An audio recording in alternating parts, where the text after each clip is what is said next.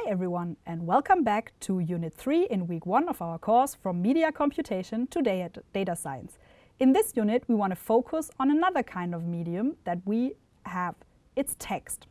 Text has been around for quite a while. It was basically the first time when we could store or preserve things for a longer time and also distribute them throughout the country or throughout a city.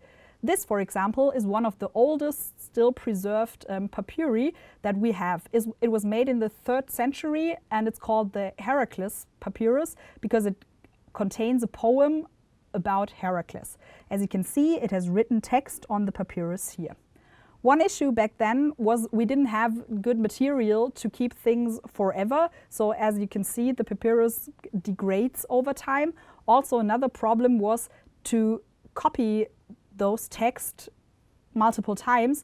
You needed writers who would copy every letter to another papyrus. This is something where a lot of errors can occur, and also it's pretty time consuming.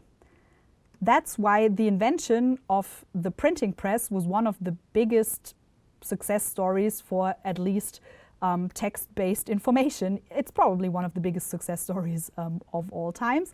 So it was invented in the 15th century in Europe. Also, it was invented in different forms in other places of the world.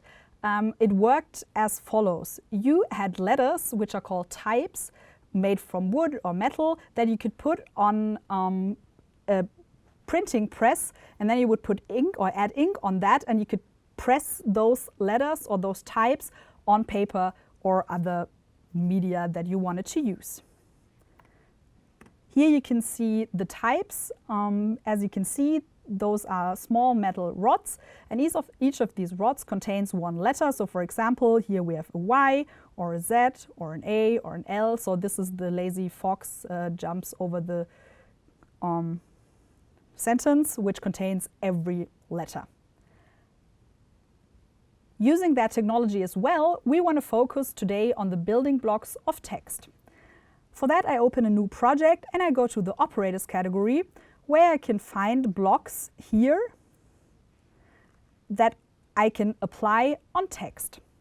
In this case, I want to use the split block, which will help me to get to the building blocks of text. I write a text in here. My text is going to be, let me tell you a story about Alonso. He once said. Now we can use that block to split our text. If I click on the block now, I get a list with every word, because at the back here, the default setting is split by space. So at every space in my text, it will create a new element of the list and will add that element to this list. So my text contains 12 words. Let me tell you a story about Alonso, he once said. And then I made a space at the end, so I got another empty field. We can also explore other options that we have here. So now we saw that words are one way to look at text, but we can also split the text, for example, by letter. If I do that, I get a way longer list, because now it's split by every letter. So I have the L and the E and the T from let. Then I also have the space, because space is also a character or a letter. So now you can see that my list is 51 elements long, so my whole text contains 51 elements. I now use the term list. As you might remember from the last course, or because you learned stuff about lists, lists are one data type where I can store values. So I can have multiple elements in my list, and every element can contain a value. This value can, for example, be a letter, as we have in this case, but it can also be a number, it could be an object, it could be another list, or even a block. Now we want to create a project with those letters that we got here. The project is going to be an infinite run-on sentence. So we want to write down those letters in different directions all over our screen forever. To do so, we need to apply a loop, or we need to use a loop on that list. We have different loops in Snap, so let me first show it to you with the for loop. You can find the for loop in the control category. Just as a short recap, it works like that. You have an internal variable here, which is called I, and I is set to the first element, which is the start value of I at the first time, and then it's automatically increased by 1 each time until it reaches the last value. Then the loop stops. I will just demonstrate that with the say block. So if I say I for 1 second, you now see my sprite counting up. Now I is 4, then it's 5, then it's 6, 7, 8, until it reaches the last value, which is 10, then the loop stops.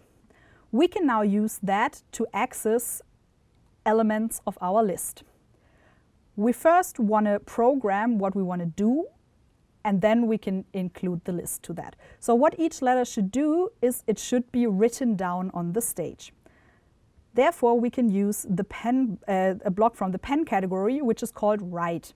The write block lets me write stuff on the stage. So if I just click on it like it's in default, it will write hello at the position that my sprite currently is.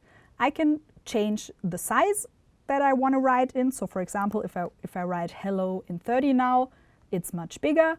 Also, I can change the text that I'm writing. So for example, I can now write Alonso to write another word. So in this case, we want to write 1 letter.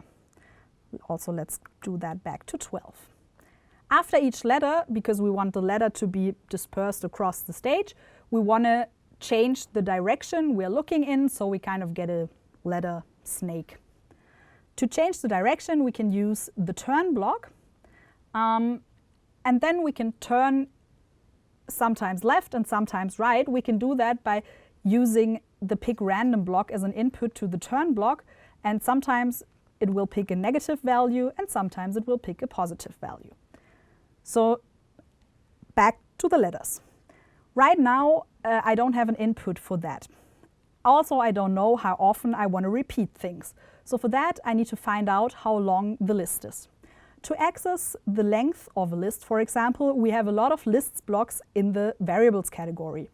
You can see that the list blocks, which are the red ones here, are in the color of lists. So all the red blocks have to do with lists. Here's one that gives me the length of my list. So if I use my text or the list that I created from splitting my text as an input to the length block, I get a number which is all the elements that my text had, my list had. I can use that as the end value for the for loop because I want to repeat until I reached the end of my text list. So now I want to access each of the elements of that list. Let me copy that again. So the first element of our list would be an L. The second would be an E, and so on and so forth. I can access each element of a list by using the item of block. Item 1 of my list in this case would be the L. Item 2 would be the E. Item 3 would be the T. Item I can also use last. The last item would be a space. I can also let it generate random items of my list. So now it just picks a random letter of my letter list. So that's pretty cool. I can access elements of a list by inputting numbers in here. The great thing is I already has always a number stored in it. So we can just use that I value to reference as a reference to as an input to that block and as a reference to the respective element in the list. So if I put I in here and tell the text to write down item I, for the first iteration it's L because I is 1. For the second iteration it's E because I is then 2. And this will happen until I reach the end of my text. Let's try that. Let's clear the stage first. Okay, so we forgot one thing.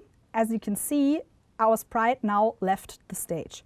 We have to prevent that by adding the if on edge bounce block at the end of our script.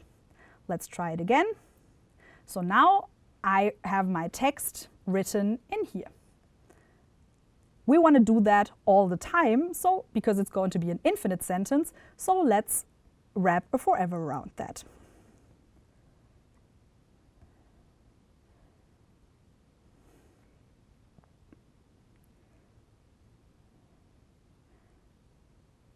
Let me show you that in full screen. So you can now see that we have our sentences written our sentence written all over the stage, and it's an infinite sentence that still makes sense after the 500th iteration, so we can write that down forever. When you now think that's it, guess again. We have another way to accessing items of a list, and it's actually a pretty cool way. So in the variables category, you can find another block which is called for each. As you can see, it's a red list block. So I can use that to directly enumerate every item of a list. So I can just copy all the things here. Let me remove that. And I need a list as an input here. I already have a list. It's my split, my text block. And now I don't just have a number as this internal variable, but the whole item. So I already have the letter, and now I can tell the script to always write the item. So at the first iteration, now it's L, and the second iteration, it's automatically taking the second letter. So let me clear that again, and let's try the same thing with that way shorter and way easier to read script. Awesome. It worked one time, and now let's wrap the forever loop around there as well. And we get the exact same result, but it's way easier to understand because we can use the specifically made for lists for each block. Now it's your turn to experiment and come up with your own run-on sentence. Find another story that you want to tell forever. Also, feel free to experiment with the colors, and I'll see you in the next video.